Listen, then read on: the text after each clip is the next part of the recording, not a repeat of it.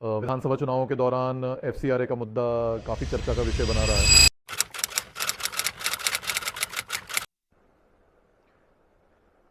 कुछ लोगों का यह तर्क है कि चुनावों के ठीक समय पर एफसीआरए को लागू करना एक गलत कदम था। वहीं दूसरी ओर कुछ अन्य लोगों का यह भी मानना है कि इससे किसी भी प्रकार की कोई समस्या नहीं है और इसके चलते भाजपा को पहले से कहीं अधिक वोट मिलने की पूरी संभावना है। आखिरकार इस पूरी चर्चा और इतने बड़े विवाद के पीछे की मुख्य और असल वजह क्या है? दरअसल बात यह है कि साल 2026 में जब एफसीआरए संशोधन विधेयक को संसद के पटल पर पेश किया गया, तभी से ये सारी बहस और विवाद शुरू हुआ है। कुछ धार्मिक समुदायों के लोगों ने इसका कड़ी डीडा विरोध किया, क्योंकि उन्हें ऐसा लगा कि यह उनके लिए एक बड़ी समस्या है। हालांकि अगर हम गौर करें तो ज़्यादातर लोगों को इस पूरी स्थिति में कोई बहुत बड़ी परेशानी नज़र नहीं आती है। देखिए, एफसीआरए का मतलब ये बिल्कुल भी नहीं है कि ये किसी एक विशेष धर्म या मजहब से जुड़ा हुआ कोई कानून है। इसका मुख्य उद्देश्य तो ये है कि विदेशों से भारत के भीतर जो धन या फंड प्राप्त किया जाता है या फिर जो विदेशी आतिथ्य स्वीकार किया जाता है, उसे किस तरह से नियंत्रित किया जाए। अगर हम इसके इसके इतिहास पर नज़र डालें तो इससे पहले जो कानून लागू किया गया था वह साल 2010 में अस्तित्व में आया था। इसके बाद के समय में वर्ष 2011, 2020 और 2025 के दौरान नियमों में कई बार अत्यंत महत्वपूर्ण और आवश्यक संशोधन किए गए। उसके कई अनुसार विदेशी स्रोतों से किसी भी प्रकार के उद्देश्य या कार्य के लिए धनराशि प्राप्त करने हेतु भारत सरकार के केंद्रीय गृह मंत्रालय से लाइसेंस या अनुमति प्राप्त करना कानूनी रूप से अनिवार्य है। लाइसेंस की अवधि समाप्त हो जाने पर उसे नवीनीकृत करवाना अनिवार्य होता है। साथ ही हर साल हमें रिपोर्ट देनी पड़ती है कि कुल कितनी धनराशि प्राप्त हुई और उसका उपयोग किन कार्यों में किया गया। ये एक सामान्य प्रक्रिया है। कुछ समय पहले तक मैं एर्नाकुलम में दर्शन नाम से एक एनजीओ का संचालन करता था। उस विशेष समय अंतराल के दौरान उस विशिष्ट एनजीओ के लिए एफसीआरए लाइसेंस प्राप्त करने की प्रक्रिया पूरी की गई थी। उस प्रक्रिया के अंतर्गत जिला कलेक्टर स्वयं इस बात की गहन जांच करते हैं कि संस्था वास्तव में किस उद्देश्य के लिए कार्य कर रही है, और उसके बाद वे अपनी विस्तृत सिफारिश गृह मंत्रालय को प्रेषित करते हैं। फिर गृह मंत्रालय से 3 साल के लिए एफसीआरए की अनुमति मिलती है, जिसे बाद में नवीनीकृत किया जाता है। विदेशों से धर्मार्थ, शैक्षिक या सामाजिक कार्यों के लिए धन प्राप्त करना एक सामान्य बात है।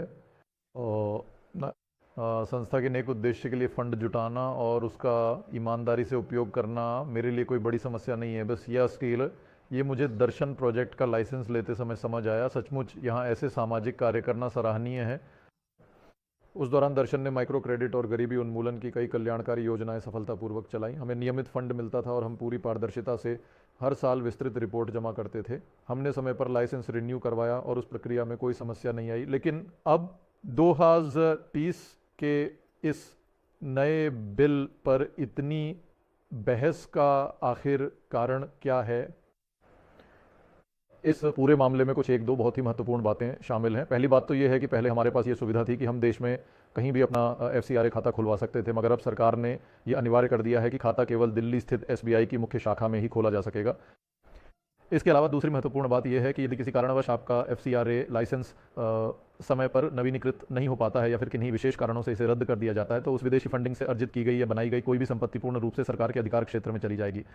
सामान्य तौर पर ये लोग विदेशों से प्राप्त होने वाली धनराशि का उपयोग किसी भी प्रकार की अचल संपत्ति खरीदने या फिर विशालकाय इमारतों के निर्माण कार्य में नहीं किया जाता है। पूर्व में भी नियम बिल्कुल स्पष्ट था कि इस धन का इस्तेमाल एस्टेट खरीदने या बड़े निर्माण कार्यों के लिए बिल्कुल नहीं होना चाहिए, बल्कि इसे केवल और केवल धर्मार्थ और शैक्षिक उद्देश्यों की पूर्ति के लिए ही खर्च किया जाना अनिवार्य है। हालांकि इस कानून का काफ़ी बड़े पैमाने पर दुरुपयोग किया गया है और इसी वजह से ये नया संशोधन लाया गया है। उदाहरण के तौर पर एरोमेली के पास बिलीवर्स चर्च या फिर इसी तरह की किसी अन्य संस्था ने एक बहुत बड़ा एस्टेट खरीदा था। विदेशी चंदे से उन्होंने एस्टेट खरीदा या कागज़ों में क्या दिखाया तो हमें नहीं पता। याद है कुछ साल पहले ईडी ने वहां छापेमारी कर भारी काला धन बरामद किया था। असल में वे विदेश से भारी चंदा जुटाने वाली संस्था थी।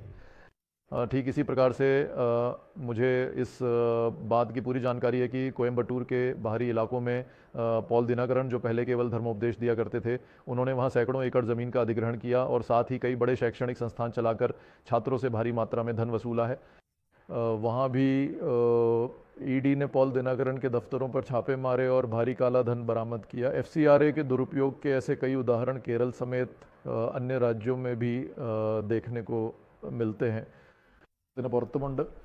वर्ष 2014 में भारतीय जनता पार्टी की सरकार के सत्ता में आने के बाद से लेकर अब तक करीब 19,000 से भी अधिक एफसीआरए लाइसेंसों को रद्द कर दिया गया है। इसका मुख्य कारण है कि फंड का इस्तेमाल संपत्ति खरीदने, काला धन जमा करने, राष्ट्र विरोधी गतिविधियों और जबरन धर्म परिवर्तन में हो रहा था, जो अनुचित है।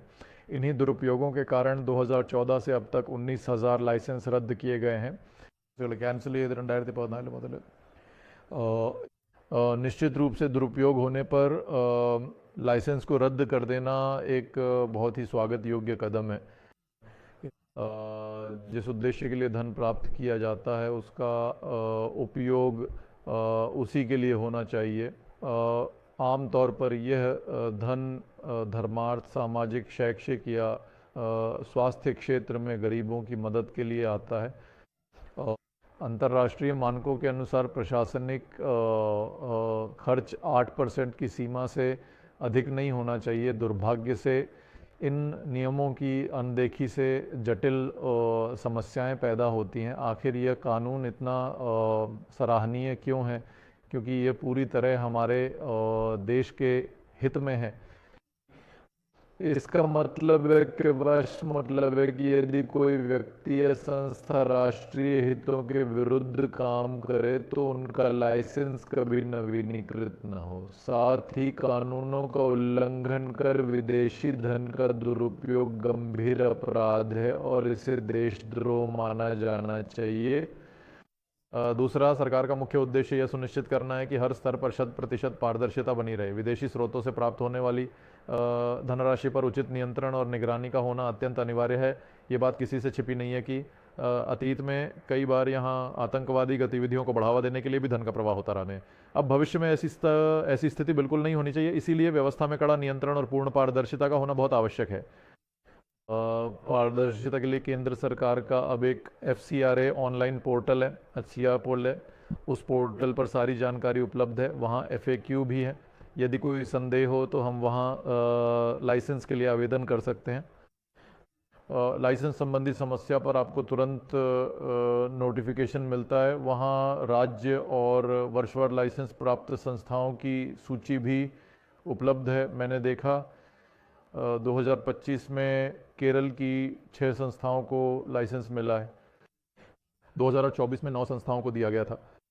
वर्ष 2025 की इस विशेष सूची में मित्रा निकेतन संस्थान, तिरुवनंतपुरम स्थित Shri Chitra institute of medical sciences, Malappuram का ऐतिहासिक केजाके कोविलकम एनआईटी एलुमनाई एसोसिएशन तथा सीरो मालाबार चर्च के एपिस्कोपल जैसे प्रमुख नाम भी सम्मिलित किए गए हैं। वर्ष 2024 की सूची में कुल 9 संस्थाएं शामिल हैं, जिनमें से कई युवा संगठन भी हैं। एफसीआरए पोर्टल पर यह जानकारी पूरी तरह से पारदर्शी है कि किन किन संगठनों के पास वैध लाइसेंस मौजूद है। कोई भी आम नागरिक इसे आसानी से देख सकता है और यदि आवेदन करना हो तो वह भी इसी पोर्टल के माध्यम से ही किया जाना अनिवार्य है। लाइसेंस नवीनीकरण और रिपोर्ट जमा करने का काम इसी पोर्टल से होता है। साथ ही गृह मंत्रालय एक विशेष एफसीआरए हेल्प डेस्क भी चलाता है, जिससे हम स्पष्टीकरण के लिए संपर्क कर सकते हैं। केंद्र सरकार का मुख्य उद्देश्य एफसीआरए की पूरी प्रक्रिया को अधिक से अधिक पारदर्शी और जवाबदेह बनाना है। इसी दिशा में आगे बढ़ते हुए सरकार ने इसके लिए विशेष नियम और विस्तृत प्रक्रियाएं निर्धारित की हैं। यह निर्णय पूरी तरह से देश के व्यापक हित और पारदर्शिता को सर्वोपरि रखते हुए लिया गया है, ताकि जो अच्छे और ईमानदार संगठन हैं उनके लिए अपना कार्य सुचारू रूप से करना और भी अधिक सरल हो सके। जहाँ तक बात है दिल्ली की, तो वहाँ केवल एक भारतीय स्टेट बैंक यानी एसबीआई की शाखा में ही खाता होने की जानकारी सामने आई है, जो कि एक पूर्णतः सरकारी बैंक है। एसबीआई की पूरे भारत में कई शाखाएं हैं। एनीवेयर बैंकिंग के सेवा की सुविधा होने के कारण दिल्ली में खाता होना कोई बड़ी समस्या नहीं है। दत्ते विदेशी धन का इस्तेमाल एस्टेट या यूनिवर्सिटी बनाने में बिल्कुल ना हो। ये राशि केवल धर्मार्थ कार्यों में लगे और इसका सख्ती से पालन हो।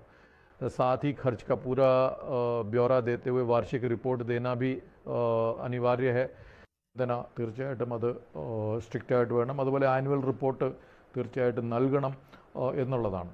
FCRA के विषय पर होने वाली चर्चाओं का इस्तेमाल अक्सर जानबूझकर लोगों के बीच गलतफहमियां और भ्रम पैदा करने के लिए किया जाता है। हालांकि सच्चाई यह है कि इस कानून को एक बहुत ही नेक और अच्छे उद्देश्य के साथ ही तैयार किया गया था। केरल में भी केवल मुट्ठी भर लोग ही इसका विरोध कर रहे हैं और हमें गंभीरता से ये समझने की कोशिश करनी चाहिए कि आखिर इसके पीछे के असली कारण क्या है। हमें गंभीरता से इस बात पर विचार करना चाहिए कि क्या केरल में आने वाला विदेशी धन और वहाँ मिलने वाला आतिथ्य पूरी तरह से वैध और कानूनी तरीकों से आ रहा है, क्योंकि केरल में तो हर दिन करोड़ों रुपयों की विदेशी मुद्रा अवैध रास्तों और हवाला जैसे संदिग्ध माध्यमों के जरिए धड़ल्ले से पहुंच रही है। सोने की तस्करी के माध्यम से भी विदेशी मुद्रा का ही तो प्रवाह हो रहा है, जिसका भुगतान पहले विदेश में कर दिया जाता है और फिर उसे यहाँ सोने के रूप में भारत भेजा जाता है।